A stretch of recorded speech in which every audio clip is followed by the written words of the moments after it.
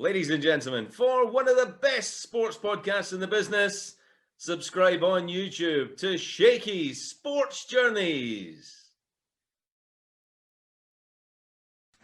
Hi and welcome to Shaky's Sports Journeys. What a guest I've got for you today. You can already see him on screen, but I will introduce him. This is the founder and chairman of Matchroom Sport. It's an absolute pleasure, honour and a privilege to welcome Barry Hearn, OBE, to the show. How are you, sir? I'm good. I've got nothing else to do but speak to you, Shaky. So, let's let it rip and give these people a little bit of entertainment, we hope. Let's go for it, sir. Let's go for it. So I want to get your memory really working today. I'm going to take you all the way back. So I'm talking where you were born, where you grew up, a bit about the family background and your childhood. Over to you, sir. I mean, it's a pretty bog standard story, really. I mean, very working class, obviously. As you know, my wife constantly tells me, don't matter how much money you've got, you'll always be working class. And to be honest with you, that's how I want to be. I don't want to be any different, you know. So I was born in Dagenham in the East End of London. My dad was a bus driver. My mum cleaned houses. We had no money. My dad died quite young at 44. So I had to go to work. I didn't go to university or anything. I probably wasn't smart enough, but I had to go and bring some money in, same as most kids, you know. And it was a very happy upbringing, you know, despite my dad was ill a long time. But I can't remember a bad day. Kids, they get used to the facilities and the ups and downs. Kids don't know about poverty and, you know, being on the council protected list, if you like, you know. I mean, we just get on with it, don't we? And you got an orange for Christmas, you thought it was the best Christmas present you ever had. You know, nowadays, if you don't get 500 presents, you know, mum and dad are bastards. Very happy life. Went to grammar school, was reasonably smart, very sports motivated me. I'm only a sports promoter because I failed being what I really wanted to be. I grew up wanting to be heavyweight champion of the world. I remember listening to the fights underneath my bedclothes at 3 o'clock in the morning, coming in from the States on my little transistor radio. I don't know why. Every time I went to the pictures, I spent more time waiting for Cafe News to come up and show me, you know, something about Rocky Marciano, or, you know, then of course Ali came along and just blew everybody's mind out. And these are heroes, as all sportsmen and women are, and they have to realise that they are inspirational and they have a duty to be ambassadors of their sport, and that's where they can repay the gift that God has given them by making them great.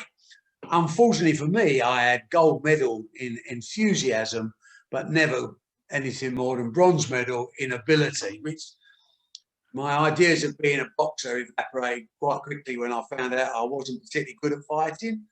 It wasn't so bad on the street for 10 seconds, but it was terrible when you do it under rules and regulations. So, you know, very normal upbringing. Got a big break. I managed to.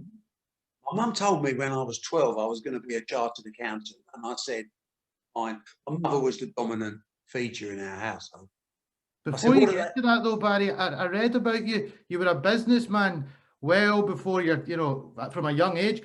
You had a little businesses going, washing cars. You had fruit and vegetable. Was that because you had to grow up quickly and you had to start providing some money? Yeah, well, I mean, to be honest with you, where we lived, you know, half a mile away up the hill, there were some big houses, and I used to think, I want one of these, you know. I'm not, you know, I wasn't jealous. I just thought, I want it. And how do you get one? You know, what do you have to do? And it became quite clear quite early for me, sort of maybe about 13, that if you're not Brain of Britain or a genius, you're not going to discover something major. The best way is just to be a grafter. So I grafted, and I thought, this is easy. If it's just a question of work ethic, anyone can do that, can't they? You haven't got to be Brain of Britain. I wasn't Brain of Britain to wash cars, do gardening, babysitting, window cleaning, working on the doors on, you know, in those days it wasn't a dangerous job it is today, but working on the doors at schools and disc, you know, clubs and stuff like that. It was anything to make a few quid.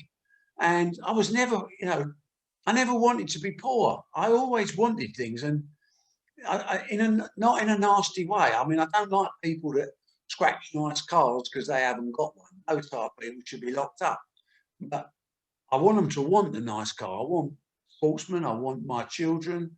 You know, I want them to actually want things to make them get off their backside and go and do some graft. And if it's just basically hard work, I was always unbeatable because I never stopped. You know, I love the pound note. I still do. I wouldn't walk past a pound note on the street now. I can't help it. You know, it's in your nature, isn't it? And I think poor. I think poor in everything I do. It doesn't mean I live poor, but I think poor. I think poor because I think customers that I have, and obviously business has got a lot bigger, but they need value. So I've got to think I've got to give them that value because I don't want to lose a customer.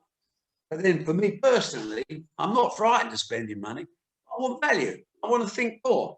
So because if I start getting Bertie big bollocks and carried away with myself, well, then everything I've done is wasted, you know? It's just not, that's not how life should be. So I want to give value and I want to receive value. And whatever that is, it doesn't matter, as long as no one takes the mick out of us, you know? I think working class people like me, I grew up with a chip on my shoulder. I didn't like people that spoke nicely. I never heard the final whistle in any football match against a public school because I'd already been sent off. Because someone would say, "Oh, jolly good shot, old chap," and I'd just whack them, you know. And it took a long bit of therapy to get that out of my head, but it was a little bit of working class, them and us, you know. And we have that without being too political.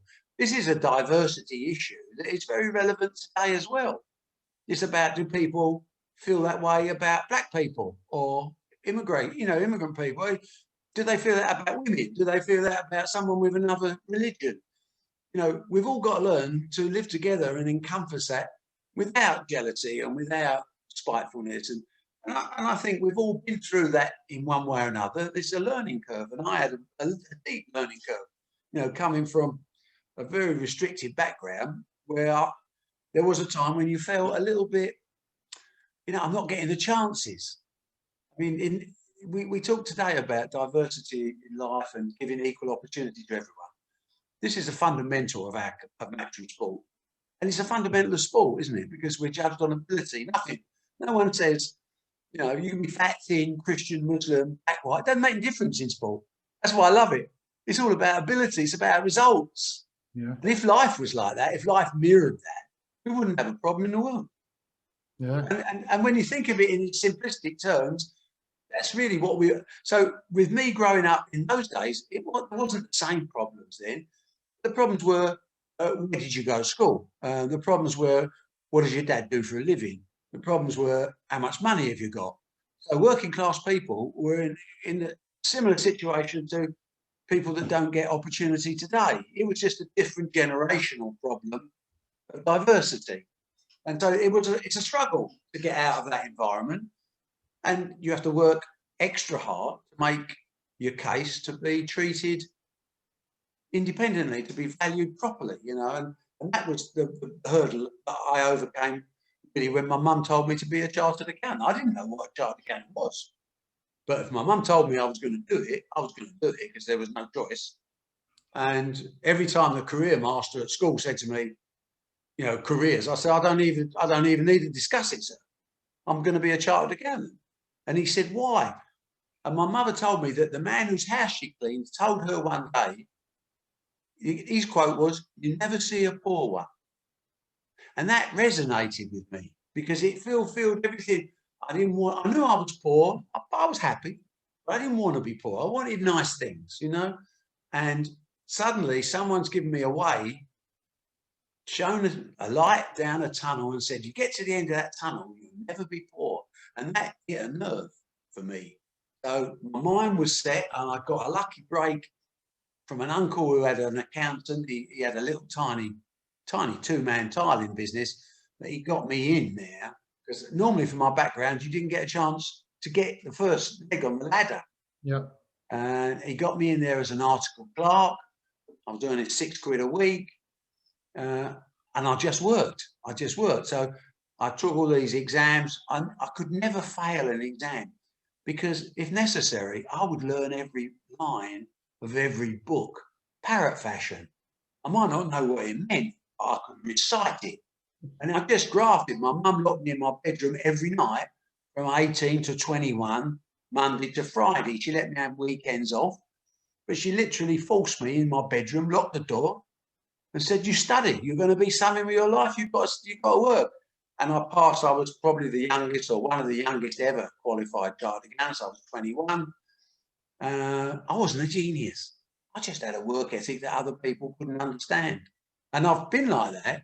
And I've passed that work ethic on to my children as well, because it makes a difference. And the message there for anyone, wherever you are, no matter who you are, people talk about sacrifice. A lot of people use that word without knowing what it means. What it means is proper sacrifice, above everything. Someone's got to make their mark in your family, and I'm sad to say that it perhaps doesn't make you the best husband, may not make you the best father, but you're building foundations, and you can be a good person later on. But initially, you've got to be selfish. You've got to look after yourself. You just got to burn the opposition. And I've taken that attitude into my business where I burn the opposition because they can't live in my fire. I said to someone the other day, I'm operating at an intensity, at an altitude that other people can't survive on the oxygen level because there isn't any, So you want to compete with me? That's okay. You better have long-standing duration. You don't need Duracell batteries, mate. You need something atomic to live with me.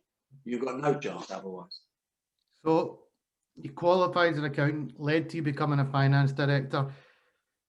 But then things got really interesting. You mentioned earlier on in the podcast that you'd always had a sporting interest. It'd always been from a young age. Around the early 1970s, you bought a snooker hall. How did that come about? Well, I bought a chain of snooker halls. I was working for a fashion design company I'd been headhunted to be their financial director. I was a bit of a fish out of water in the fashion world. The first day I walked into this building, saw men wearing white makeup, and I could smell marijuana being smoked in the building. And they were two things that you didn't come across in the early 70s, Mm-hmm. But it was exciting and it was very creative, and they were very successful for a period of time.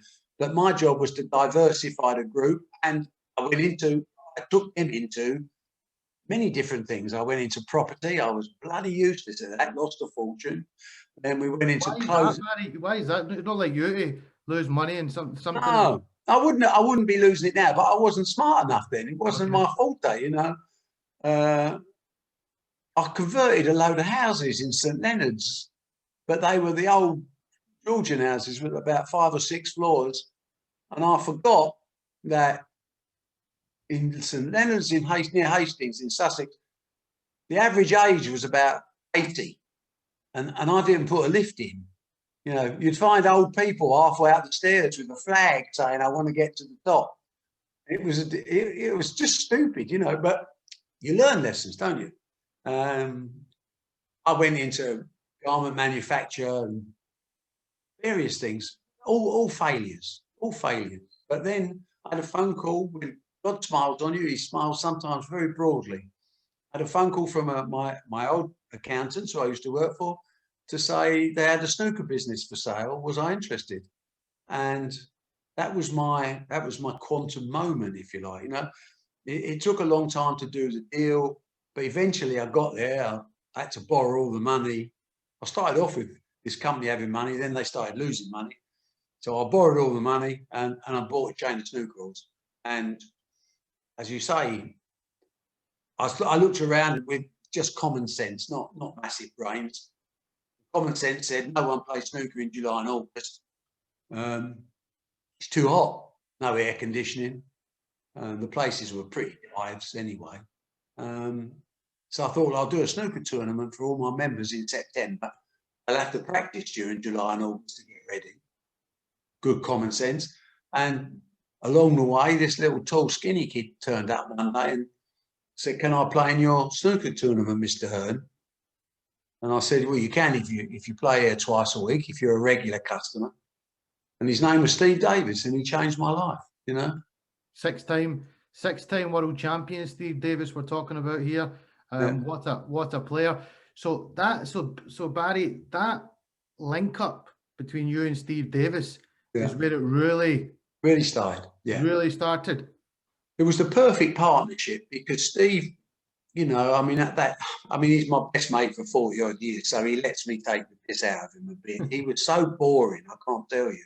He never opened his mouth, but he was so determined on the snooker table. He was a bully, really. Like most top sportsmen are really bullies. They want to beat up people, don't they? Well, not just the boxers. They want to be much better. And Davis was like that, unique. You know, his dad still trained him, iron discipline, you know, work ethic, 8 hours a day. I mean, I can't tell you what he did. It would destroy anyone. But he was the first professional that really put the work in. The previous professionals, all of them great players, that were more casual players. They might have had other jobs or, you know, Davis only wanted to be a full-time snooker player, and he was the first of that breed. And he put the work in, and we had an amazing time. And on the back of that, it was really Steve. You know, I started doing snooker matches, one because I used to like a bet in those days. So I'd take Davis around the country, and of course, especially in the beginning, we'd never heard of him. I mean, you know, you'd go up there and absolutely take their trousers down because the kid was good, and he never had nerves. You know, he didn't care how much was acting. He just could handle the pressure. Oh, mate, from day one. But then later on, when he got better known, I started doing matches against top players, selling tickets. I started doing events, you know, because like most things in life, you stumble onto things, don't you? You know, I mean, I'd made a decision to be a chartered accountant, but from that one decision, I don't think I've ever forecasted the future so well. You just evolve along the journey of life to become. And I became a promoter because I wanted to give Davis the experience of playing top professionals with a crowd. I also like to have a sizable bet on him, and we had that was probably the most fun part of my whole life, those few years. You know, it was. I bet the banter throughout some of the clubs you went into was incredible. Massive. I mean, we would end up in the car park having a fight with someone afterwards, or I'd always go in and make sure the window in the toilet was open, because generally I bet more money than I had just to make sure I had an exit, which I didn't ever need, but I always covered my bases. And it was just, it was electric. It was ordinary working class blokes. That's where Davis got the nickname, the Nugget, because he was our bar of gold. You know, we'd take him around and people would have their last 50 quid in the world on him, knowing that they was going to get £100 back at least, you know, and it was a special bond. I'll never forget those days. They were, you know, when you come from nothing and suddenly have this talent in front of you that I'd never seen anything like. And obviously, over a period of time, not straight away, we became great mates. I'm proud to say he's still my best friend today. I mean, he's now more of a music jockey than a snooker player, you know. But we still, you know, we banter sometimes. You know, we went through a golden period, spreading the game all around the world, but it gave me the love of doing events and the logistics involved and the staging and the entertainment value. And that was in 1982 when I had a sizable offer for the snooker hall business, which by then I had negotiated, as you'd expect. I owned a third of it in 1982. That set me up, if you like. I was 34. I was going to retire. You know, I'd made enough money. I don't believe that, but no, nor do I. But you know, it's funny. You know, working class people. I remember my granddad. All he ever talked about was when he retires. You know, when he spent his whole life waiting to retire, and when he retired, of course, 12 months later, you're dead, aren't you? And in a way, working class people we're fearful of people taking away what we've earned. We like that with our money, and you know, we're good. We're savers. We're investors, but we're also looking for it to end in some big obscure manner. And I was a prototype of that generation. So suddenly I made a chunk of money. It's 1982. I'm 34 years old. I thought I'd just go fishing, play golf, play cricket, do sport, you know, all the things that I'd done my whole life badly. And I did it for about 6 weeks, and I realised I was missing something. You know, I was going up the wall. And I thought, well, you know, Steve, I was looking after Steve and Tony Mio, another snooker player, Terry Griffiths. And I thought, I'll form a little company just to look after them and, you know, give us a good excuse to travel around the world. We might even make a few quid, but it's not important. Just do something we love. And that's how Matchroom started. Matchroom is named after the room in Romford that Davis played his big money matches against Higgins and Reard and Spencer. That was the Matchroom Club. And Matchroom Sport is named after that place because it was a significant part of my life. And over the years, without really trying, I just acquired other sports that I like.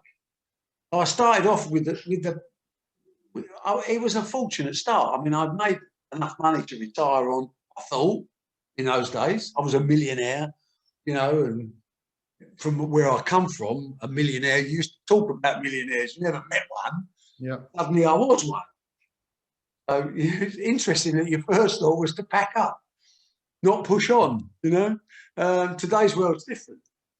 But that gave me the appetite to do events and to acquire sports. So I used to play 9-ball pool. I do 9-ball pool. I used to go tenpin bowling. I do tenpin bowling. I love my fishing. I do fishing mania.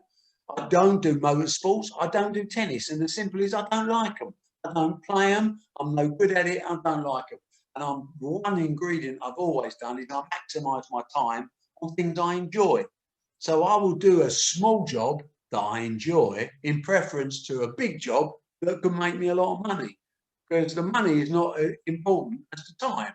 So, Passion, isn't it? you know, it's the passion you get. And boxing, I mean, I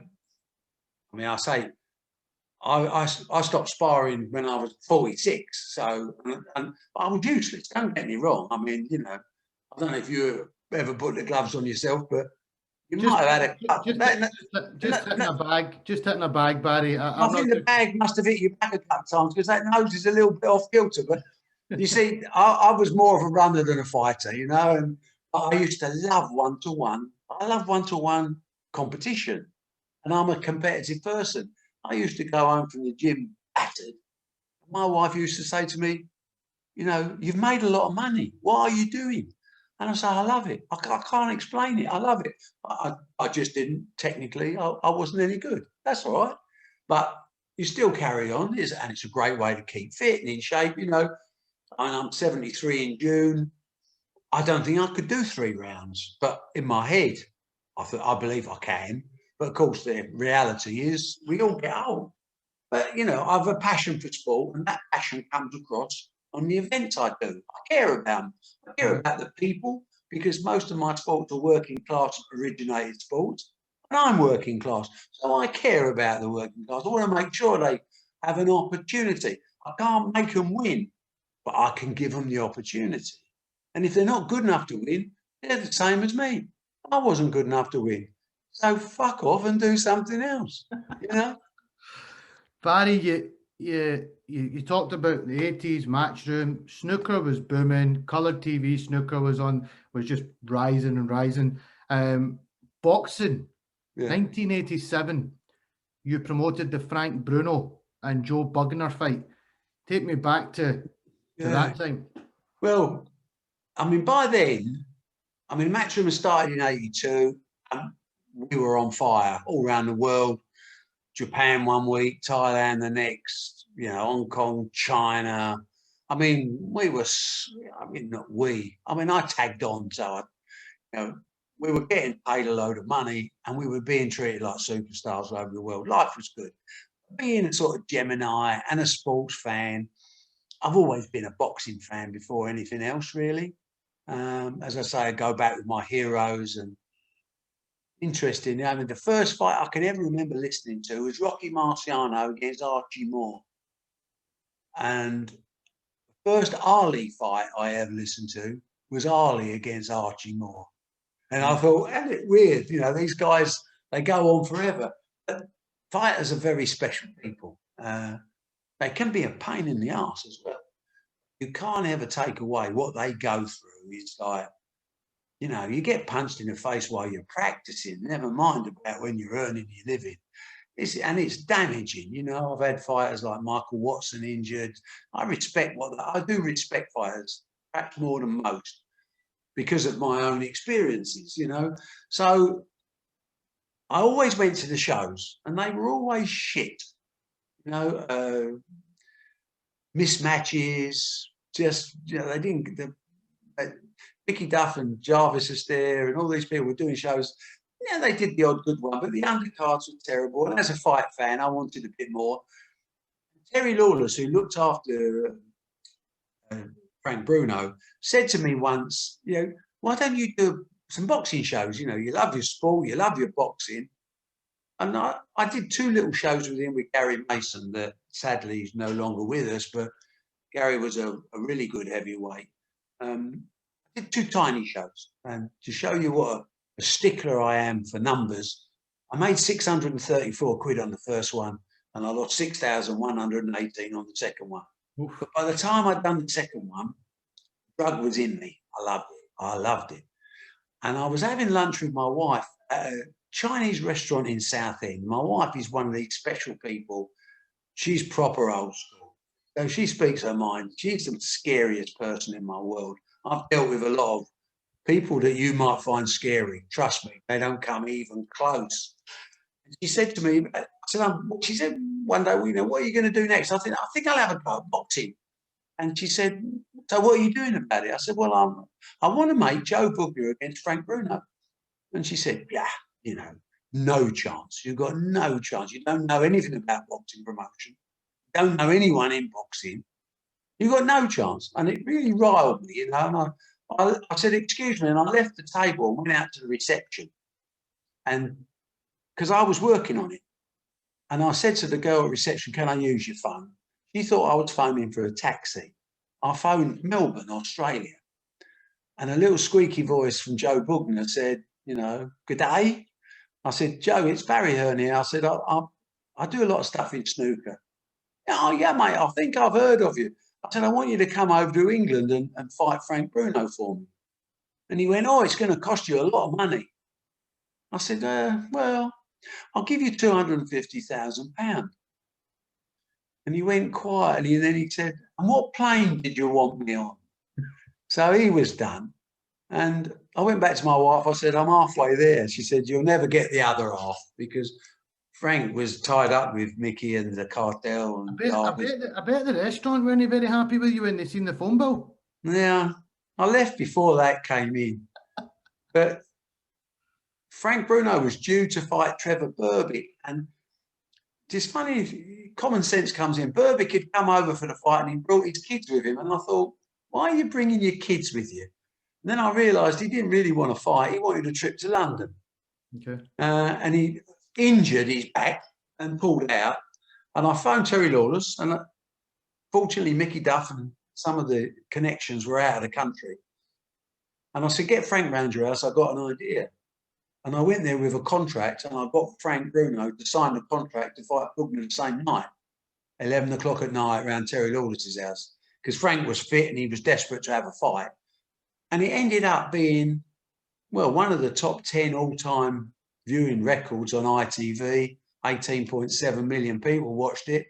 It made a shed load of money. It was a great fun night. And I didn't have a clue what I was doing. But by then it was too late. I bet you went home that night, got into bed and said to the good lady, remember what you said to me in the Chinese restaurant? I just made the fight. Yeah, well, in those days, there wasn't so much conversation when we got into bed. So, you know, Frank Bruno, Joe Bugner, brilliant. But you've worked with some of the who's who of boxing. I mean, some of the best fighters. Now, all of these fighters, I'm a huge, massive fan of. You're talking Chris Eubank, Nigel Benn, Lennox Lewis, Prince Nassim Hamed, Steve Collins. I mean, the fights between Eubank, Ben, Collins, they live on. You know, they were special. They really were I'm not saying technically they were the same, but they were the UK version of Leonard, Hagler, Yeah. Duran and Hearns in terms of public appeal. And the appeal for those fights, because they were, what I learned was it's all right being good, but you've got to be famous to make money. You know, lots of great fighters never made any money. Errol Graham, what a great fighter. He was so good, no one wanted to box him.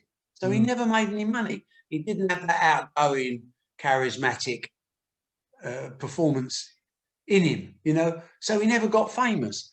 So sometimes, you know, the purists look on the technical skill. You know, lovely left jab, lovely right hand, lovely body movement. But the real fans, which are the mass fans, they're casuals. They'll go and watch Eubank because he was a character. Yeah. Sold every show out. You know, Prince Naseem Hamed was obnoxiously flash the whole time. But wow, you couldn't ignore him, and he could punch like a mule. So they needed to be an entertaining fight, but they needed to have charisma as well. And it taught me so much more for my future career that the whole world of sport is a soap opera. You have to create characters before they can ever get the amount of money that they deserve. Because no one gives you money, do you? You've got to earn it. You're either brilliant technically. In boxing, you've got to be in entertaining fights. But that's a short career. Entertaining fights are short career fights because you can't last forever like that. But you've got to have this persona where you sell yourself. And I was quite good at creating the big entrances and a little bit of choreographed press conferences, you know. And I think Eddie's, by the way, my son now has taken that to another level. But in those days, it was quite new, you know. Well, everyone singing Simply the Best when Eubank walked in became the reason why a lot of people bought their ticket in the first place because it was exciting. I mean, Eubank fights were not greatly exciting other than big clashes, you know, with Ben, Watson, Collins. The rest of them, they were okay, but his value was way above everybody else because he'd been created to be this wonderful, enigmatic personality. And that has really, in my life, gone on into other sports where I've concentrated on building the personality to enhance the value of their own brand and the event that they're participating in. Because sport does come down to money, unfortunately. I mean, the purists, they never like to hear that, you know. They never like to hear. But it is all about money. I mean, let's be honest. If you're going to dedicate your life, you've got to have, and most people will do that, will still fail, but you've got to have that reason that I want to be up there where he is, you know. I want to be the Floyd Mayweather. I want to be the Anthony Joshua. You know, and I look at fighters like Lawrence Okoli, who's just won the World Cruiserweight Championship, you know, who was a fat £5 an hour McDonald worker until he saw Anthony Joshua win the gold medal. So that inspiration factor in sport is actually vitally important, you know. Kids that play darts now might have looked on the television and seen Phil Taylor or Michael Van Gerwen jumping into their big car, but they look like them from around the corner. They look like them in another line. So they know there's a way, but are they prepared to sacrifice? And have they got that little bit of special that only God can give you? Is that? And if they have, can they find someone to give them the opportunity? Hello, here I am. You said about choreographed there. Eubank and Ben wasn't choreographed, I don't think. No, they really didn't like each other. No, they hated each other. They still, I think to this day. I think there's a certain. I don't think Eubank as much hates Nigel Benn, but Ben hated Eubank. He just rubs him up the wrong way, doesn't he? Yeah, well, Eubank, you know, he in a way, and Ali did the same thing in a way to Fraser. You know, he demeaned him. He looked down his nose at him. He considered himself a superior intellectual and things like that, which you know, Nigel Benn just wants to tear your head off. I mean, today he would like to tear his head off. You know, And that's You almost had. There was almost close to. yeah. Oh, I was yeah. kind of happy they didn't, because I don't think it would ever be the same again. No, I mean it's interesting. I'm really enjoying watching Nigel's son Conor Ben come through the Brilliant ranks. the other night, fantastic. It was absolutely brilliant. But I close my eyes and it's almost like I'm watching his dad at certain points. And Nigel himself summed it up. He's already a better boxer than Nigel Ben was. He's got that street in him. And that street is something you can't invent street in people. It's born in you. I mean, I'm from the street. I've got street. I know that. I mean, I'm not kidding myself. My son shouldn't have any street in him at all. He's had a public school education. He's been brought up like a rich kid. He's been spoiled. He's got a huge amount of street in him. Where'd that come from? In his DNA. And Conor Ben's the same as Nigel. When you see a fighter like that, Conor Ben, and his dad was the same, when he gets you in trouble, you're in big trouble. Yeah. Because he unloads. Instinct. I mean, the only way you can get out of that is to chin him as he's coming onto you, because otherwise he's going to destroy you. And Conor was magnificent the other night. So, you know, it's a building process. It's based on technique, but there's something extra. And that's the same in any sport. To get to a certain level, technique can get you to that level. To get up a level more, there's other things you need. One, to achieve the financial success, you need to be a personality. And two, you need to have something God-gift in whatever sport it is that separates you from the normal superstar. So if you take snooker, Ronnie O'Sullivan is a great player, but he's got something special extra. Oh, and that's what you can't really describe, you know. But then, you know, you mix in his personality and his, what we call his backstory, you know, and you develop a personality from that. And that's when they cash in and make the really big money. Well, Ricky Hatton's perfect example of that. Perfect. Ricky's a great example. He connected with the normal guy down the pub. Well, I think that to me, Ricky Hatton epitomises almost the story of darts. Is that when people looked at Ricky Hatton, or people look at dart players, they think he looks like someone who lives around the corner to me. You know, there's not, you know, if you look at a polo player, very few working class men would say that, will they? Yeah. So Humphrey looks like no, it doesn't exist. So we're from the real world. And the great thing about being working class is there's a lot of us, you know. There's a lot of us. So don't worry about the 1 or 2 or 3 or 4 or 5%. Let's concentrate on, if you're running a business, how do I get the most amount of customers? I appeal to the working class, because there's many of them. Barry, you need to stay back a bit, because I'm losing your face and your lovely face every so often on the screen. I know you're a tall man, so you're time to time you're going down. Yeah. I'm going to mention somebody right now who, listen, fellow Glaswegian, had them on recently. Oh, no, I'm not discussing. No. Big chum of yours, the legend that is Tommy Gilmore. How did all that come about, working with Tommy? It was really weird. I mean, he's been my mate for years. I don't know why, because he's a tight-fisted, argumentative, disruptive, dangerous person. When the first time I'd heard about Tommy Gilmore, not so necessarily favourable. He doesn't seek friends. People like him out of respect after they know him. But initially, he's an abrasive Glaswegian, isn't he? I mean, you know, but he's got big family background in boxing and all that. But see, when I started promoting Eubank, you know, obviously I got the #1 draw. I'm going to keep him to myself. I'm not a sharer, you know. I mean, I'm an owner. And I brought him up to Glasgow. I thought I was going to take Eubank around the country, establishing good marketing ploy, establishing strong points elsewhere, not just London. And had an opponent for him. And someone said to me, "Oh, if you're working in Glasgow, you should have a word with Tommy Gilmore. You know, he's big in Glasgow, Scotland." And I thought, well, I'm Barry Hearn. I don't need Tommy Gilmore. Who's Tommy, you know? And I went up there and started trying to understand the Scottish market.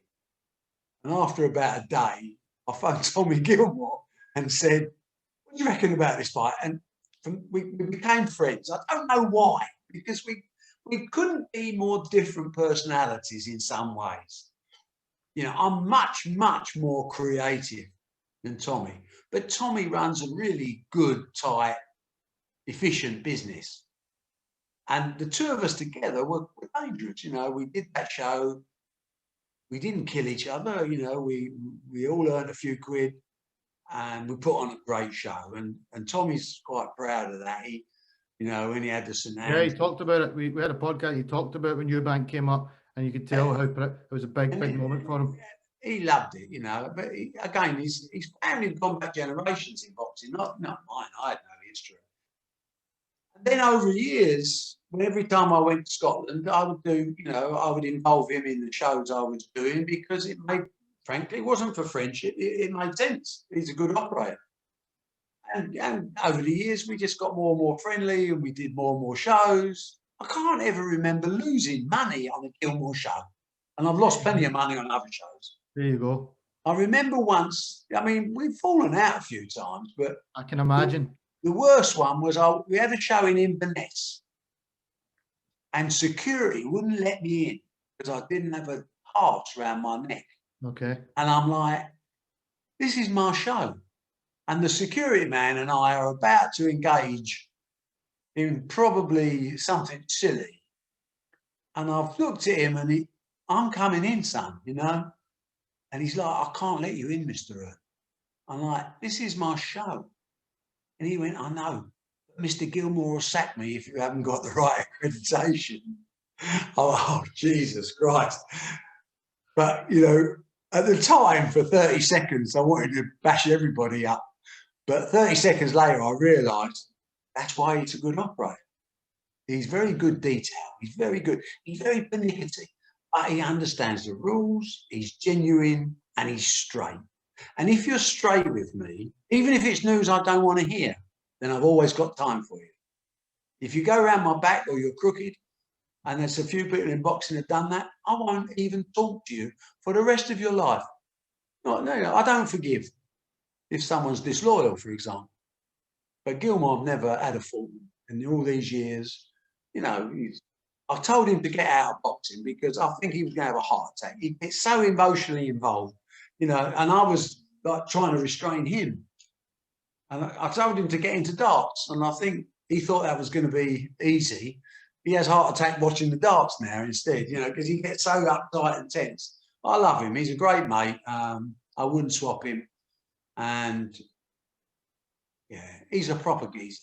No, great man. I've had the pleasure of getting to know him recently, and he's a wonderful, really, really, like you say, straight talking guy. Says it how it is. They're the best type of people, I think. Anyway, you got involved in prize fighting as well, 2008. That was another big thing, big venture. I think Tommy had a couple of fighters come into that as well. So you were working with him. You were working together again. Well, I mean, I think we got to a stage where boxing wasn't doing much for me. You know, you need top names in boxing to really do the big shows, and I like the big shows. And we was going through a period of time. I think Frank Warren was signing quite a good, you know, he had a good number of fighters. I spent a few years stealing his fighters off him, and he repaid me by stealing quite a few fighters off me. You know, it's fair enough. But as my business grew, Matchroom as a company, and I started acquiring other sports as well as other sporting events, particularly the darts and the snooker, boxing didn't have the same significance or the same buzz without the Eubanks around and all that sort of stuff. And Tommy and I did, you know, we did loads of small shows, which made some money, but they didn't necessarily give me that buzz, you know. Tommy would do a show every day. He loves it. It's in his blood.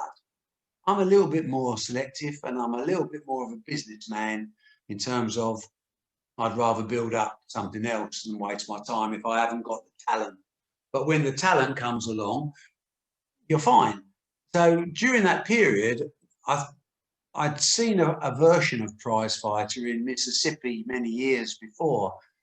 And I went I just thought, well, this might be something fresh. And it helped turn round boxing prize fighter series because it brought in new crowds. It was a different format. Every fight was exciting because it was just 3 rounds tear up, really. And we had some big names on it as well.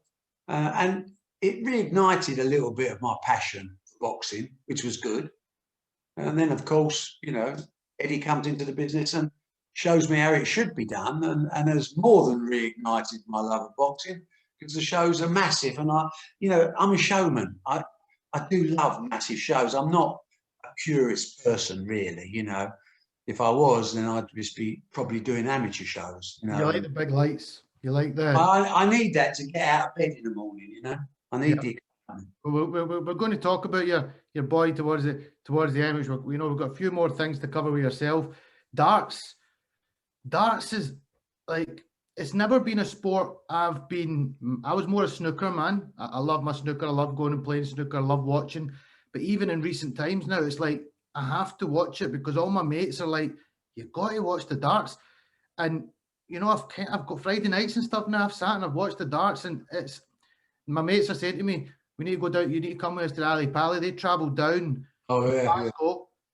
Good 10, 15 of them, Barry, travelled down, have the full weekend. So they're saying to me this year, you need to come down with us. But it's unbelievable what you've got. I mean, I think, you know, if you try and be detached, I'd probably put darts down as my greatest achievement in sport. You know, we've always chucked a dart in a pub badly, you know, after a few pints we might even, but I always seem to end up on double one, you know, so I'm no darts player. And the darts people came to see me. They'd had the big split of the amateur and the professional game. They were struggling, they were losing money, and they said, would I get involved? I wasn't particularly looking for anything at that stage, but I went along to the World Championships. I walked in there, I saw working class people again, great technical skill on the hockey. I looked at the crowd. They were smoking, they were drinking, they were gambling, they were eating dodgy pizzas. I thought, this is my world. This is my world. And they were having a good time. They were chatting. They weren't just watching the darts. You know, it was a social evening as well. And I turned around to the bloke that had brought me down there. He said, what do you think? And I said, I can just smell money. And I got involved. I bought the company, well, I bought the majority of the company. Not for a lot of money. It was the best investment I've ever made. I believe that if you treat working class people, especially with respect, they will honour that respect in their loyalty to you, and they will go beyond the norm. If you can show them a way out, if you can show them a dream, they'll back you. And the dart players have been unbelievably magnificent to a man, because they've all come out where I came out on, really. You know, I haven't got too many public school educated darts players, for example. I'm still waiting for them, and they're all welcome. But I've got ordinary people who've got extraordinary ability, and I like that mixture. And of course, then we start, as we learn through the boxing, etc., talking about building personalities. Okay, so let's start with them. And this all goes back to the early snooker days. I got 8 snooker players in a room once and said, guys, you've got to understand your role. You're all great players. Good luck. Best man will win on the day. You're all managed by me, but you all need a storyline. And we went through each one of them and we said, Davies, you're the boring one. You wear white shirts, black suits, you don't talk, you sip water. Griffiths, you're from Wales.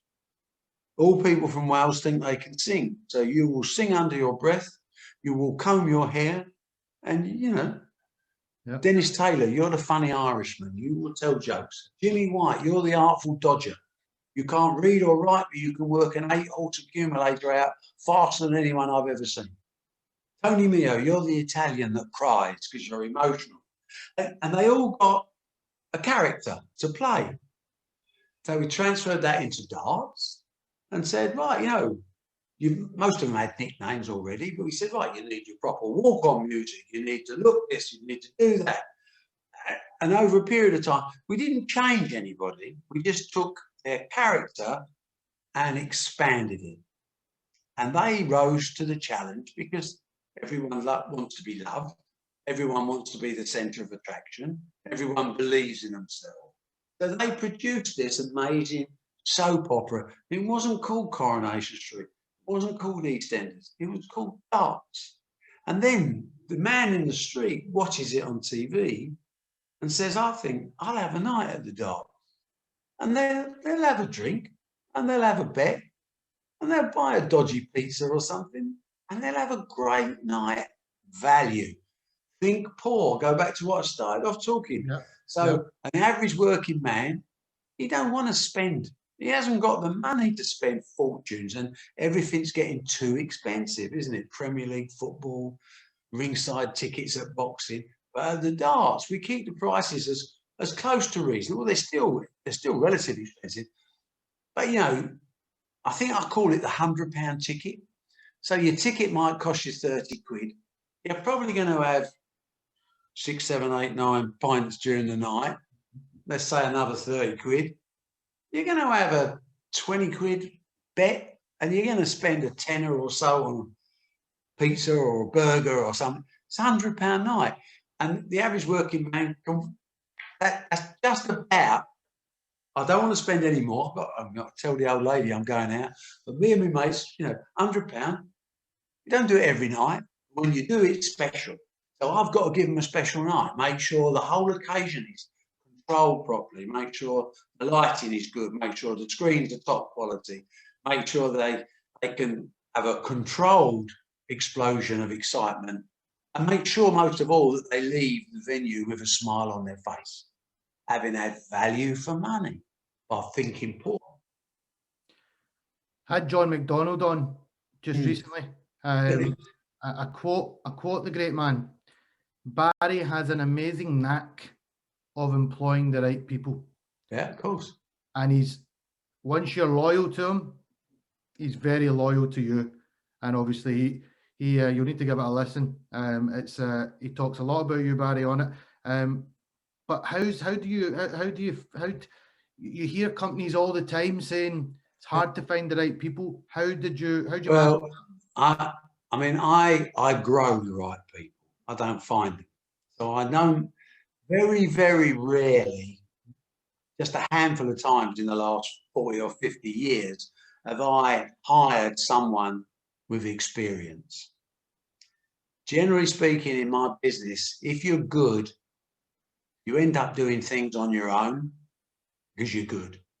And if you're not good, you end up working for different companies, which is okay. That's a job. But the knack is to find young people that have that little bit of twinkle, that little magic, that little extra determination, that little desire to commit properly and sacrifice, and a dream of being, I want people to be me. I mean, I know it sounds big-headed. I want people to be me. I want people to want my job. I want them to show me that they're better than. So I had a kid that came out of university and worked in a local newspaper. I gave him a job as a press officer at Leyton Orient Football Club. Very small role. Leyton Orient's not the biggest football club in the world, for those that don't know it. I liked the way he looked. I liked the way he worked. I liked his commitment in time. Never went home. That's always a good starting point. You know, if you want to be more productive, start an hour earlier and finish an hour later. No, it's only common sense. And eventually, I liked him so much, I made him chief executive of Leyton Orient. He was the youngest chief executive in the football league. I heard about that. Yep. Name's Matt Porter. He's now, and when I felt he was ready, I made him chief executive of the PDC. He's done an outstanding job. Frank Smith joined me when he was 16 years old, running pizzas around for people playing poker in my poker tournaments on TV. And people liked the kid. He was 16. I think he was 15. And he asked me, when I leave school, can I have a job? I said, no, give me a ring. Like, get rid of him. Give me a ring. 3 weeks later, he phoned up and said, I've left school in 16. I said, I don't employ 16-year-old son. I mean, but, you know, keep me in mind. And Eddie said, just something about this kid. Everyone liked him. Nothing was too much trouble. Why don't we give him a little job? He's now chief executive of Matchroom Boxing, and he's all over the world. He's one of the best operators I've ever seen. I would trust him with a contract more than a lawyer and a set of accounts more than an accountant, and he's never had a day's schooling in his life on those. Emily Fraser is another little kid that is a pal of mine, was a poker player. This girl wanted to work in special events. Started off making cups of tea. She's managing director now. Wow. She's done unbelievably well. And they're just three names out of, I don't know how many people work for Matchroom, 150, something like that, all spread around. They're three. I've got loads of others. I could go on for hours. But they've been handpicked for something special in their personality rather than their technical ability. Something that says... You're about seeing people evolve. You want, you don't want them to just... No, I want to give them... I want to give people the chance I had, whether they're sportsmen or employees. You know, I want opportunity. If I'm not good enough to take advantage of that opportunity, or they're not good, that's fine. But don't ever tell me you didn't have the chance. If they're not prepared to make a commitment, if they're not prepared to sacrifice, that's fine. Some people want to be nuns. Some people want to be teachers. Some people want to be nurses. That's a calling. That's fine. Obviously, certain people want to be entrepreneurs, want to be business people, want to grow, want to develop. Fine. They need opportunity to do that. If they get the opportunity and fail, they can't complain. I'm inundated with sportsmen all the time. You know, oh, I've lost my tour card. You know, 2 years is not long enough to learn the snooker world or the... So fine. If you've got anything about you, if you've got the character, you'll bounce back. If you haven't, go and find another job, son, because you ain't good enough. And that reality, the one person you have to tell the truth to always is yourself. Yeah. You look in the mirror and you take a proper man, look in the mirror and say, I fucked up. Or I'm not good enough. Horrible things to say to yourself, but you're a better person for saying it. And other people look in the mirror and go, I'm not good enough at the moment, but I will get there. I won't be denied. They're the type of people I like to interview. Yeah. You mentioned Leyton Orient, 1995, you took over. You held the position until 2014. When you took it over, they were in a total financial crisis. You know, things weren't very stable. And during your time there, Barry, you stabilised things. The finances got better. They went up a level in the leagues. Yeah. Was that just a passionate buy for you? Was Leyton in your blood? Crazy. I've told everybody, never buy a football club. Never, ever buy a football club. And these people come to... But you never forget the first football team you go and watch. My first, when I was 11, my mum told me I had to go to see Leyton Orient. I couldn't go to Arsenal, Chelsea, Tottenham, West Ham. They were big clubs, you know. Leyton Orient was a family club, and people in the East End, they were happy for their kid to go there. It was safe, you know. But once you go to a football club, they become your club, not for a day, they become your club for life. Even now, you know, I mean, I don't go as often as I like to. I'm still the president, but I own the ground, so it gives me a little bit of interest as well. But I wouldn't have gone into any other football club. They got in trouble. I did a big stupid thing. They said, they were very smart. They said, come and see the ground and look at the potential. Well, potential is a terrible word because you can't define potential. It's in the head. And I've gone there. As soon as I've walked out there, I started thinking, I used to stand over there. Oh, I used to watch this. Tommy Johnson, he's a Scottish man who played centre forward for Leyton Orient. He was my hero, centre forward, you know. I was same type of centre forward. Not very good, but a handful. And the next thing I started thinking, you know, it's got potential, this place. My wallet and my heart merged and it was fatal. But I did run it as a proper business and I made progress and we ended up building 3 new stands out of the 4. We never borrowed a penny. We used our own money or my money. And it didn't, because I ran it. I ran it as well as I could, but I could see that football wasn't really for me. At a community level, it was for me. But of course, the competitive nature inside you wants to be bigger, wants to be more successful. And I knew what that was going to entail. It was going to entail a whole chunk of my family money, which I hadn't worked my whole life to give to a football club. And so I decided after 19 years, I've done my shift. I sold it to a maniac, which I shouldn't have done. But I knew he had loads of money. I didn't know he was quite as mad as he was. He paid me a load of money. He put a load of money in the club. Unfortunately, didn't know what he was doing. And for that, they got relegated 2 divisions. And they're now back with some good owners. They've got some nice people in control, and the club has stabilised again. And may well be, this year may be asking too much, but I think next year, if I was a betting man on football, I would back Orient to get promoted next year now, because I think they've got it just about ready to go now. They're sensible. But again, it's a horrible job being football chairman. The fans are your friends when you win. They want to shoot you when you don't. They want you to put all your money in, irrespective of whether it's sensible or not, because it makes them happy. It was funny, the first time I went there, the first fans meeting I ever held at Leyton Town Hall, I was in a quandary. I had negotiated a brilliant deal to buy the stadium for £300,000. No money at all. The council screwed up on their valuations, and I took advantage, of course. And I asked the fans, I said, I'm going to invest another £300,000. I want to give you a choice. Would you rather I bought the stadium so that our home is safeguarded forever, or would you like me to buy a new centre forward? I said, let's have a vote on hands. I would say 90% of the hands voted for the new centre forward. And I said to them, this vote is one of the reasons why I will never listen to the fans. Because you don't know what you're doing. And I bought the ground, obviously, which ended up, I bought the ground for 300 grand, and within 18 months, I got permission to put up 4 blocks of flats that brought in 8.5 million and stabilised the club completely and built a lovely ground out of it without borrowing money. It was a no-brainer, but most of the fans would still always go for the centre forward. It's a weakness, but that's why they built the future, and it guaranteed our survival. Surviving at lower league, as you know, in Scottish football, in all over the place, survival is the most difficult thing. It's only a few clubs that dare to have an optimistic view of the future, because football is a fundamentally flawed business.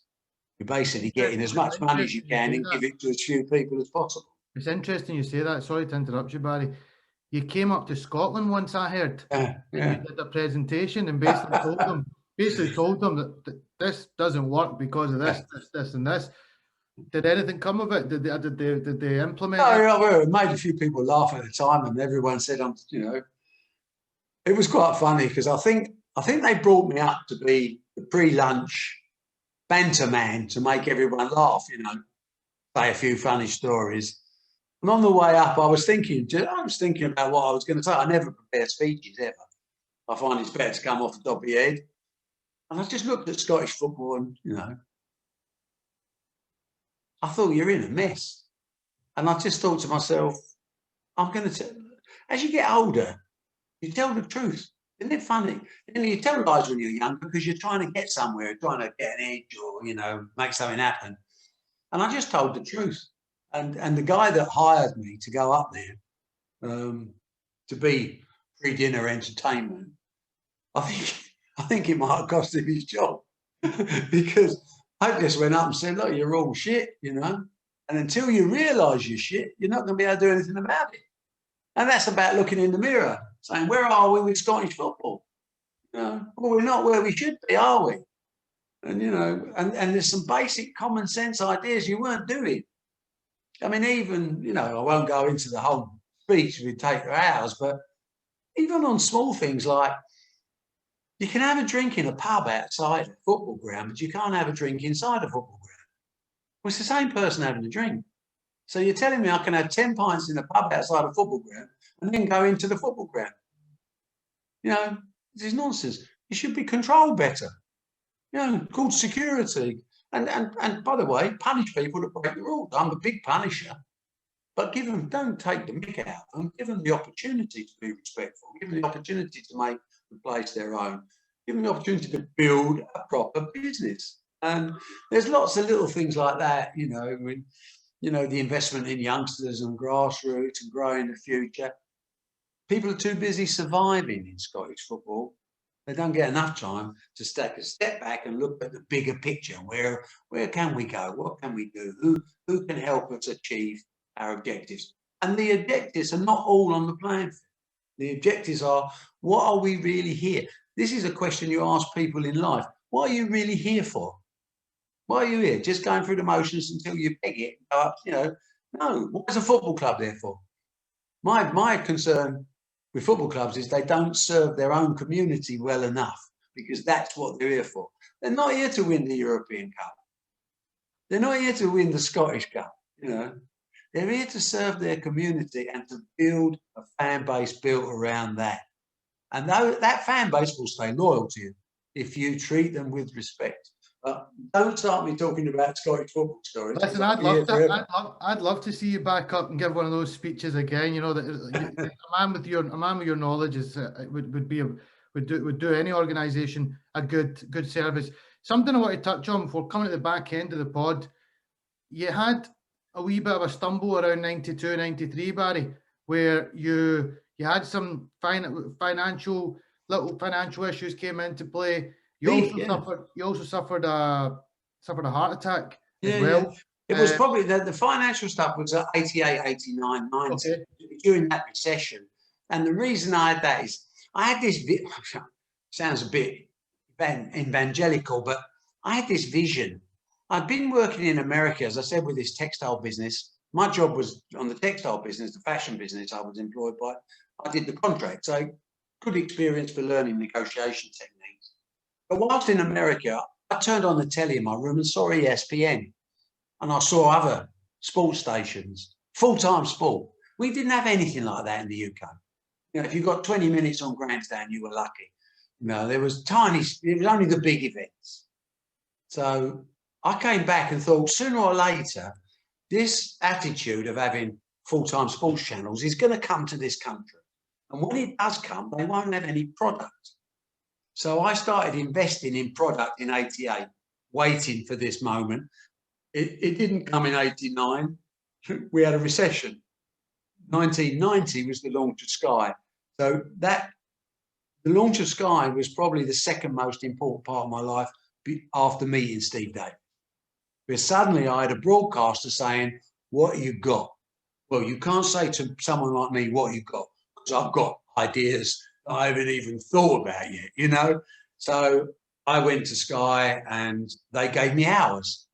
They gave me some money, but they gave me hours. But it was a lot of investment, and I probably overstretched myself in that time. And it was quite a lot of pressure as well. And you throw in, a little heart attack or whatever. They come along every now and again. Well, you've got a choice. When my dad had his first heart attack, they told him to sit in a chair and don't move for 3 months. That was the treatment in those days. He had 6 heart attacks before he died at 44. Nowadays, treatment's better. Fitness is important, so you've got to live the right life. And then as you can see, I've had only another small heart attack. I'm up to 3 stents at the moment. I'm good. But I don't think about it at all. And it's funny. I never think about anything that's in the past, ever. I never think about anything with regret. It's happened. I've made a load of mistakes. I reckon I make dozens of mistakes, but I make thousands of decisions. So I'm going to get some wrong, of course. I'm going to upset some people, of course. That's life. Do I care about it? Not a monkey, mate. I can just be me. And if it's not good enough for you or it's not good enough for someone else, you have your opinion, fine. I don't have an issue, but I never look backwards. So, you go through experiences of life, but you must be focused on where you want to get to, not where you've been. I need to get this in there. Cricket. Yeah. I hear you've got a cricket team. You ever looking for a left-handed top order batsman? Give me a shout, Barry. But is that another big one? You know, I played a bit, played a couple of World Cups. Did you? Yeah. You're in, mate. You're in. I can talk to you about it when we in a second when we finish. Oh. I'll talk myself up. But yeah, I played a bit of cricket in my time. So I hear you've got this regular cricket match. Tommy was actually telling me about it. Yeah. Is that an annual thing? Yeah, well, I mean, yeah, this sounds funny from where I'm from, but of course, I have my cricket ground on my estate where I live in England. So, absolutely. And of course, it's absolutely nuts. You know, it's a Good village. Good desk. Oh yeah, great batting track. But it's a village team.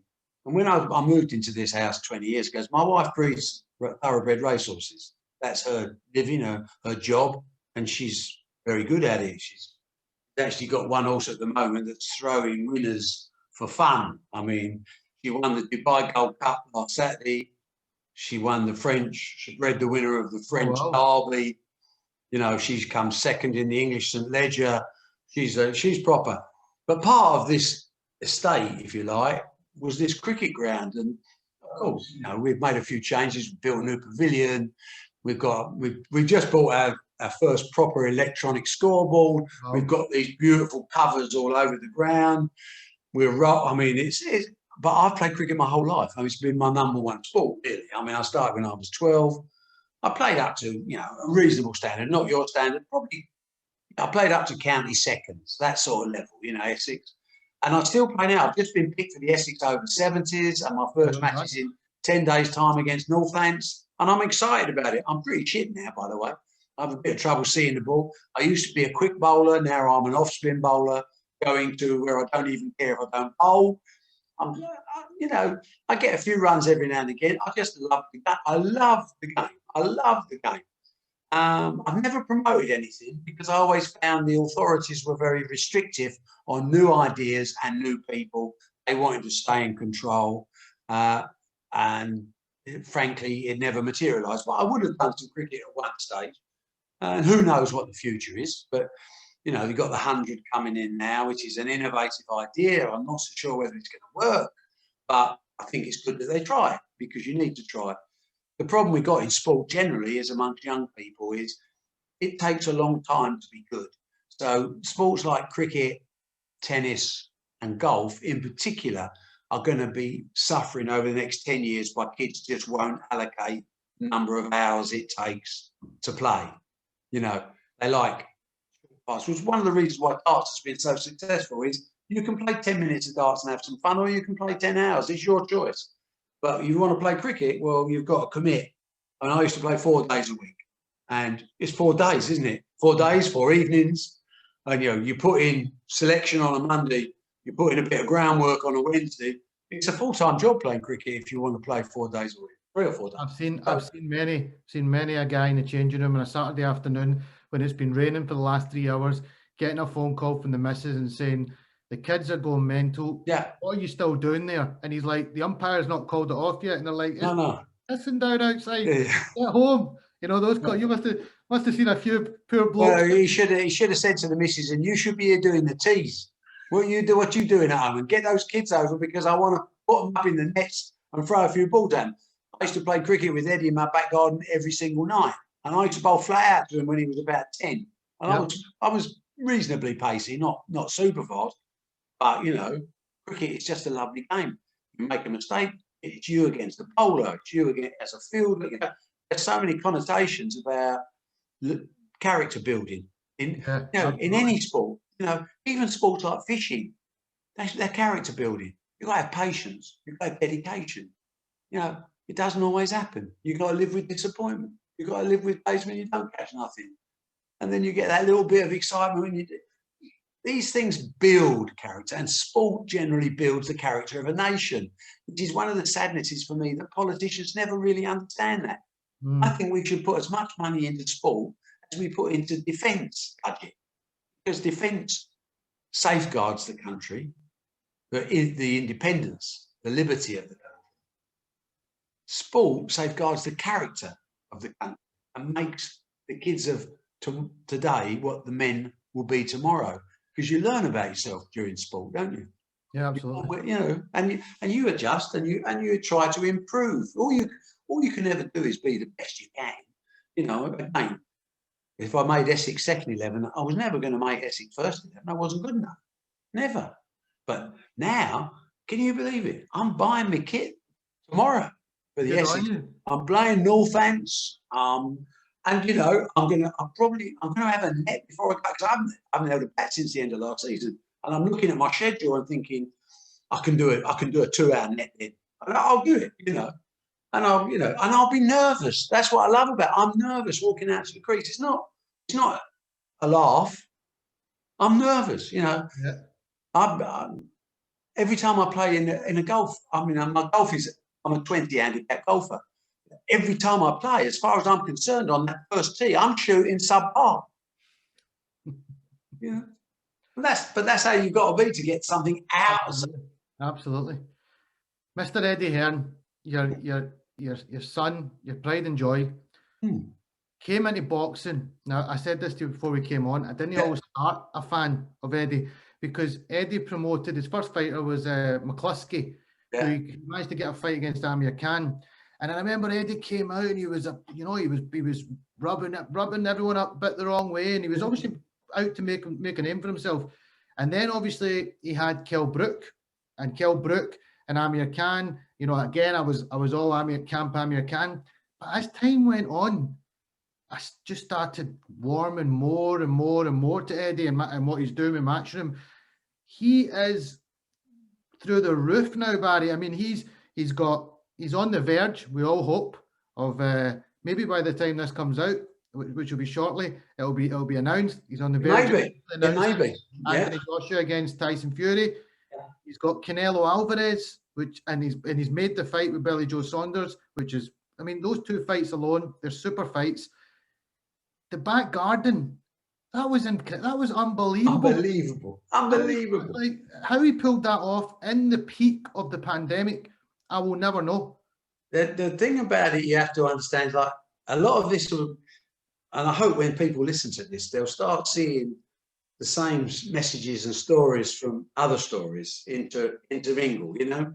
So when we talk about characterization of sports people to make them more famous and to make them more money, it works the same for promoters. You need to have, you know, a boring promoter ain't going to sell any tickets. You don't need to be loved. You need to be noticed. And I think Eddie, listen, from not on this chair, but from 8 years old, Eddie would be standing behind me while I'm on the phone to Don King, Bob Arum, kill that. He would be listening. Me shouting and swearing, threatening, hollering, begging, whatever. He'd love it. He'd put the gloves on as father and son, and we'd mess about, but he loved the business side. And he was a decent heavyweight as an amateur. He was the last person I went in the ring with when I was 45, I was 46, and he was 16. And we had a proper fight, 3 rounds, because I wanted to find out what type of kid he was. I didn't want him to be one of the people I used to bash up when I played football, public school, dad's got money, you know. And he was very leery as a kid. He had plenty to say for himself. I hit him with a right hand that would have knocked out most people. And he stood still, and I thought at the time I could have a problem here.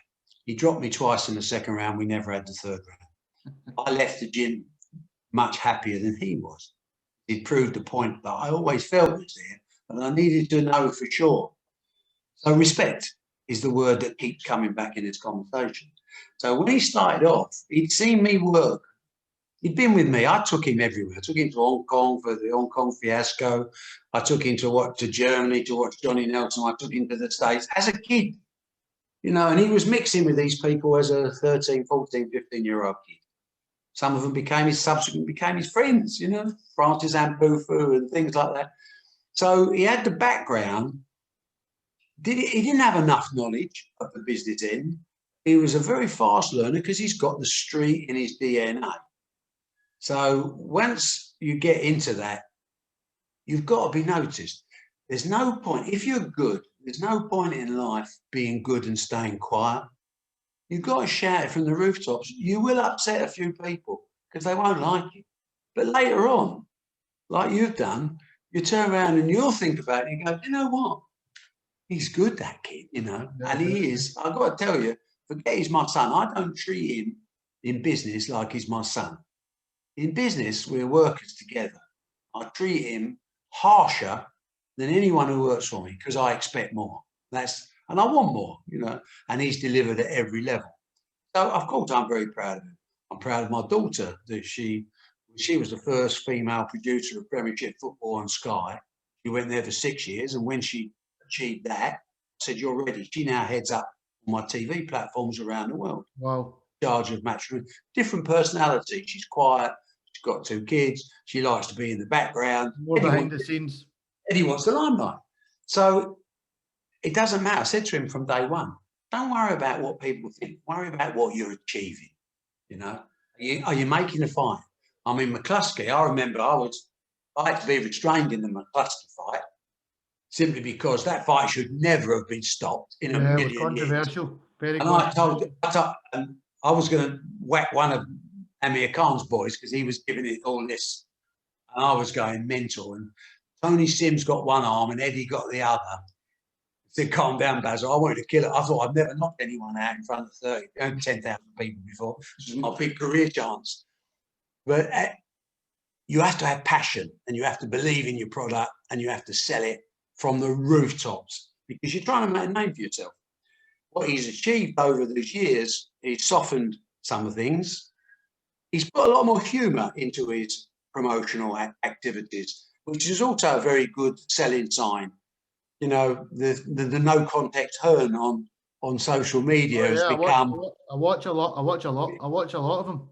But the most important thing is he grafts his nuts off 12 hours a day. That's the thing. That's the.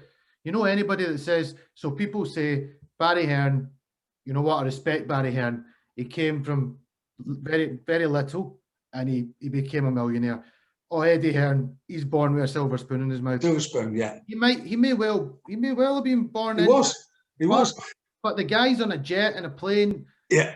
I mean, you see him one day he's in London, the next day he's in Miami. He's here, he's there. He's making flights. He's all over the States this week. He's going to see Canelo because they've become great mates as well. And he's a very personable young man anyway. So once you're in his company, you quite enjoy it. Canelo, he loves him to death, you know.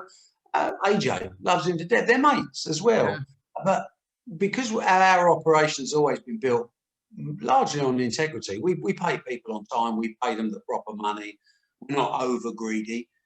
Rather than make a fortune out of one show, we'd rather make 10 times a fortune out of 100 shows, you know? So there's more for the fighter. You know, you've got to look after the talent and they've got to respect you. And they've also got to understand that we can't make a profit because we're in a sustainable business. But we don't need to rob them, which is why we very, very rarely lose fighters. Sometimes there'll be opportunities for them elsewhere. And you know what? They'll come back afterwards because they know where they get looked after. And if he makes a point, I mean, he said to that Lawrence Okoli years ago, when he first started, he couldn't fight. He was terrible. And then he said, "You win a world title, I'll buy you a Rolex." I've seen that video. That was awesome.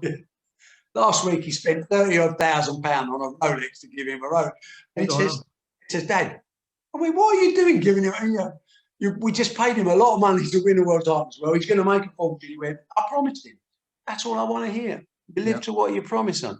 So the work ethic carries him forward now. And whereas he has this ability as a great promoter to appear almost unrehearsed, he's given a lot of thought to it at every level. He's a pro. It's a bit like you doing what you're doing. You didn't come on here, and this isn't the first time you thought about talking to me. You made some notes. You've thought, you put some work in. I write too, because otherwise I'm going to run all over you like a, you know. But, you know, it's called being professional.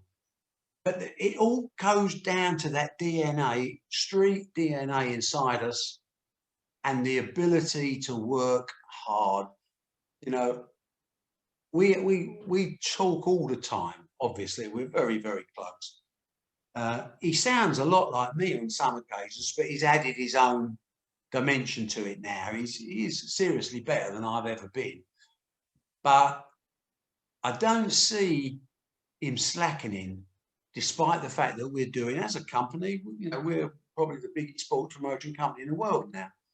it's an achievement from where we are, but he's going to take it to another level. I've always referred to him as Silver Spoon Kid, trying to keep his feet on the ground. And he turned around and he said, yeah, but you did give me a silver spoon. I've just turned it gold. And that's true. And when I say, people say to me, oh, well, you know, he's your boy, he had a big chance. I say, well, firstly, it's every parent's duty to give their kids the best they can give. That's what being a dad's about.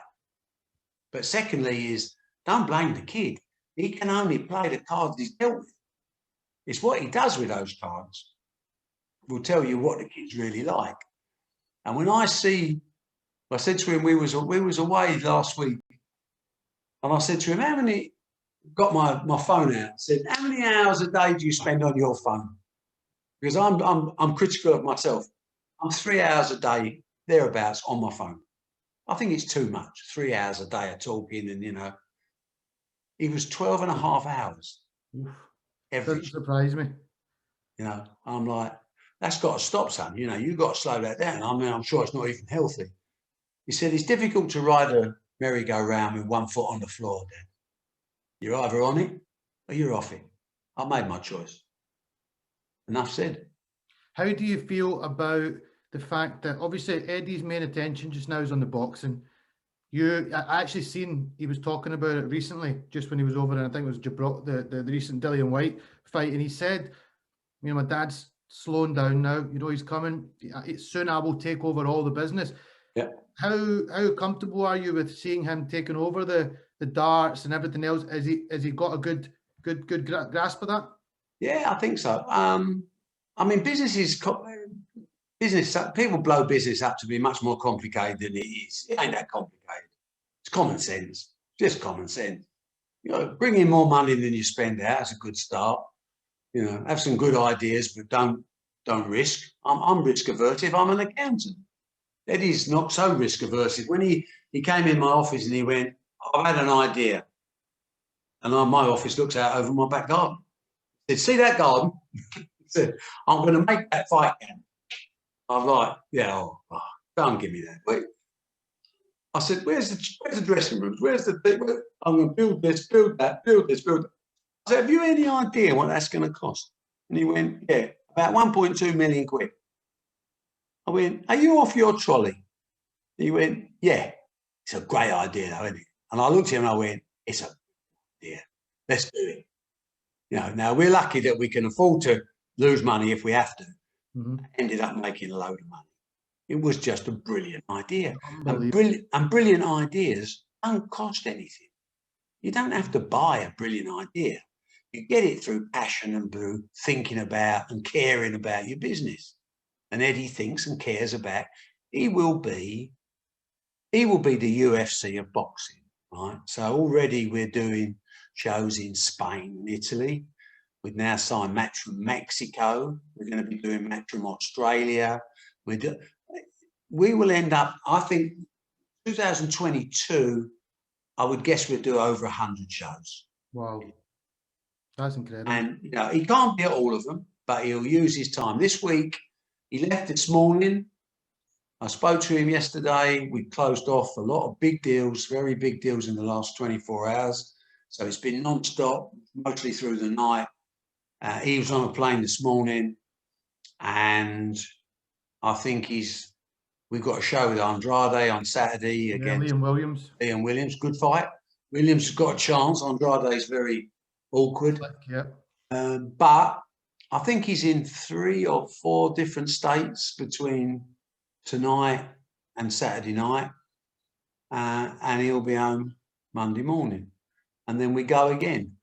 You know? Yes, anyone that says Eddie Hearn's just got a silver spoon, it's a very harsh comment. No, but it's understandable because currently traveling all over the world, putting on entertainment for everyone. Well, we were together we had a meeting in the Caribbean last week, and he had to be in New York quickly, and he had to go economy. Well, he's 6'5" and he's 18 stone. You know, he sent me a picture of his seat. You know, might as well could have put his knees around his neck. He was said, I can't. When he got off the plane, he said, I can't walk. Hey, look, we're lucky people. As long as we don't get carried away with ourselves and realise that God smiled on us and we are lucky, yeah, we've put in our shift as well. But you still need that little bit of luck, don't matter who you are. And right place, right time. What we've done by surviving COVID in particular is the most impressive. Yeah, very impressive. We've kept people in work, whether they're darts players, snooker players, boxers, tenpin bowlers, pool players. We've done more shows in the last 12 months than we did in 12 months before COVID. You know, and have they made money? Yeah, some of them, some haven't. It doesn't really make any difference. Money, the money bit is just part of a game you play. You know, you want to do better each year, don't you? It's like, you know, when you play sport, you'd like to score more hundreds next year. You set yourself targets, and business, you set the same targets. Business is very much like sport. You want to win. And how do you win? You know, a sport, you know how you win. You beat the opposition, don't you? Yeah. Well, business is exactly the same. Just we're not beating it. We're smashing it at the pole. No, it's Matchroom boxing is on the rise, and some more, and there's some mouth-watering clashes that we're all on the verge of hopefully getting. I mean, Fury Joshua, you know, incredible. That's going to be something monumentous. Well, Fury against Joshua is the biggest fight, I would say, probably in history. Certainly financially, the heavyweight division, it's a massive amount of money. But there's a lot more to it than that. In the same way, there's a lot more to Matchroom than me and Eddie. I mean, there's a lot of people that have committed to the cause, if you like. And, you know, it does feel like, which I always wanted to be, it does feel like a family. And the family extends beyond. It extends to the Gilmores, if you like, or, you know, the other people that we do business with over the years, that if we have a social, they're part of the family, you know. I had a birthday party when I'm 70. That was a few years ago now. I don't know, 400 or 500 people. And I looked around the room, I thought, all these people are like part of the extended family, you know. All my employees were there, obviously. But there was lots of mates, the Gilmores were right up there and people like that we'd done business with over the years, that it wouldn't have been the same without them there. And the fact that we've been successful sometimes upsets people, but that's what we're just trying to be winners. We're just trying to laugh. There's always somebody somewhere that wants to have a pop, but that's just the nature of the beast. Oh, but listen, bring them on. If we can't cope with that, I mean, I'm looking at it, it's like, I mean, Eddie gets mobbed everywhere he goes. He never moans about it. It goes with the turf. People having a pop about, oh, you know, like, all you're interested in is this and this. They have no idea what we're interested in, by the way, at all. But they've got a right to express their views. They're entitled to it. And I've got every right to ignore it, which I do every time. Barry Hearn, I'm going to ask you to stay on for 5 minutes afterwards, just so I can catch you for 5 minutes. It has been an absolute pleasure, sir. You have exceeded my expectations and some more. Obviously, I know who you are. I know everything you've done, but to listen to you on a one-on-one, and I'm sure whoever is going to watch this is going to thoroughly enjoy the insight that you've given today. I wish you all the best with absolutely everything. I'd like to see you. You were saying when life returns a wee bit normal, you're going to go off, have some holidays. You should take the good lady and go and have some relaxing time. I'm sure Eddie's got everything in hand, and you should spend some time, more time on the beach now, Barry, I think. I've got time to relax when I'm dead, mate. Don't worry about that. I think Eddie will be the governor, and I'll take a backward step. But when you're passionate about something, it's not work. It's just what you love to do. And so I'm just going to do, as I've always done, whatever I want. And most of the time that's work related, but there may be a bit more cricketing, a bit more golf, a bit more fishing. I'm not a lazing around. I don't sit on sofas. Not my night. Whatever you do, I'll be following closely as always. Well, listen, best of luck to you. It's been good to chat to you, my friend. Absolutely. Just stay healthy. 2 minutes and I'll catch you. Okay, mate.